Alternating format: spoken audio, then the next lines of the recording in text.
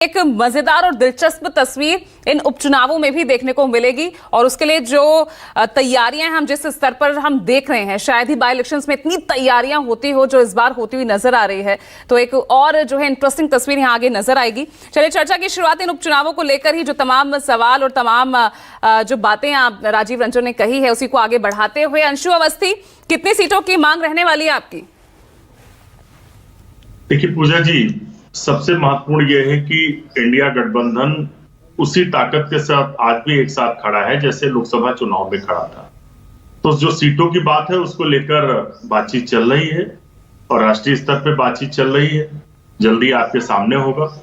लेकिन एक चीज जो सबसे महत्वपूर्ण है कि मुद्दे अभी भी वही हैं जो लोकसभा चुनाव के समय थे, वही मुद्दे अब भी हैं और उन मुद्दों का भारतीय जनता पार्टी के पास कोई जवाब नहीं। चाहे उत्तर प्रदेश में जो पेपर लीक का मामला है, 19 पेपर लीक हो गए, नौजवान सड़क पर घूम रहा है, बेरोजगारी से परेशान है। तो इंडिया गठबंधन, कांग्रेस पार्टी, समाजवादी पार्टी सीटों के बंटवारों को लेकर हम एक जो सार्थक सकारात्मक बातचीत है वो कर रहे हैं। उसके साथ साथ हम उन्हीं मुद्दों पर फिर से जाएंगे, क्योंकि आज भी भारतीय जनता पार्टी का जो चरित्र है वो दिख रहा है कि ना तो वो रोजगार को लेकर चिंतित है, ना जो एक जाति जनगणना की बात है उस पर बीजेपी का स्टैंड क्लियर हुआ। सरकार आपने किसी तरीके से बना ली है, लेकिन आपकी नीयत अभी भी वही बनी है। संविधान बदलने को लेकर अभी भी आपकी सोच है कि जो नागपुर में बना हुआ संविधान रखा है उसको लाके हम किसी तरीके से पार्लियामेंट में रख दें, जैसे सेंगोल आपने लगाया है। तो मुद्दे अभी भी वही हैं, किसानों की समस्याएं हैं, दलितों की समस्याएं हैं और जो भारतीय जनता पार्टी के अंदर रार मची हुई है। आज दिल्ली से इनके नेताओं को आना पड़ रहा है क्योंकि जो आपस में लट्ठम लट्ठा चल रहा हो तो मीडिया दिखा नहीं रहा, बहुत थोड़ा बहुत दिखाता है। कांग्रेस और इंडिया गठबंधन का जब कुछ होता है तो तिल का ताड़ बनाता है, अभी राई का पहाड़ बनाता है और इनका जो पहाड़, तो उसका फायदा भी तो आपको मिलता है ना, उसका फायदा भी आपको मिलता है। अगर सवाल जवाब आपसे ज्यादा होते हैं तो आप चर्चा में, आप ज्यादा हेडलाइंस में रहते हैं फिर, और उसका फायदा आपको मिला चर्चा में। हाँ बिल्कुल चर्चा में है और अभी जो बीजेपी के अंदर चल रहा वो भी सब चर्चा में है, भले वो सामने ना आ रहा हो लेकिन चर्चा में है।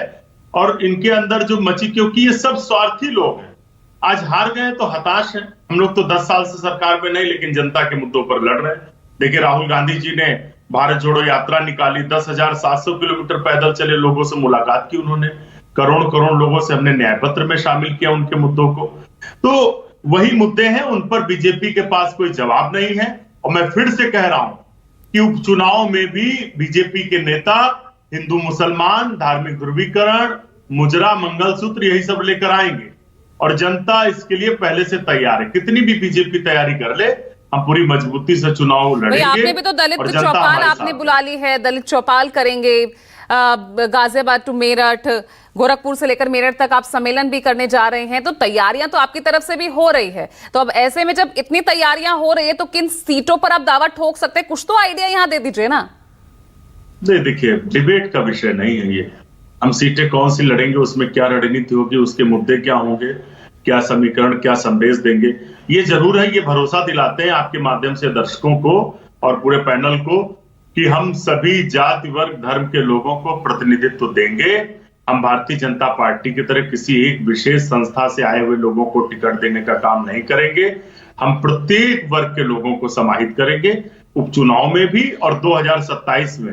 2027 में मैं आज से आपको बता रहा हूं कि इंडिया गठबंधन जिस तरीके से दिन पर दिन बढ़ रहा है और जनता का समर्थन मिल रहा है, 300 से ज्यादा सीटें इंडिया गठबंधन की आएंगी। भाजपा का सुपड़ा साफ होने जा रहा है।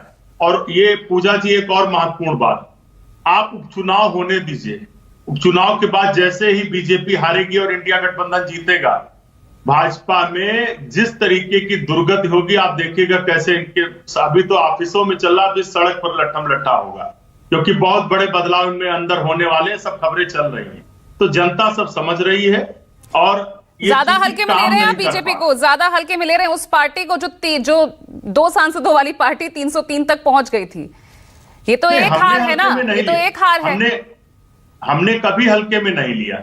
इन्होंने देश की 16 मंत्रियों को तैनात कर दिया अभी से इन तमाम 10 सीटों पर। देखिए मैं क्या कह रहा हूं, मंत्री तो घोसी उपचुनाव में भी तैनात हुए थे, बहुत सारे मंत्री गए थे घोसी में, आपको याद होगा क्या परिणाम हुआ। इन्होंने, हम कभी हल्के में नहीं लेते। हम न जनता को लेते हैं ना बीजेपी को लेते हैं। लेकिन भारतीय जनता पार्टी जो जनता से चुनकर आई थी, इतना अहंकार हो गया कि इन्होंने देश के युवाओं, किसानों, दलितों, पिछड़ों, गरीब आदमी को हल्के में ले लिया। बोलिए समीर सिंह जी, जवाब दीजिए। संविधान बदलने की बात शुरू कर दी।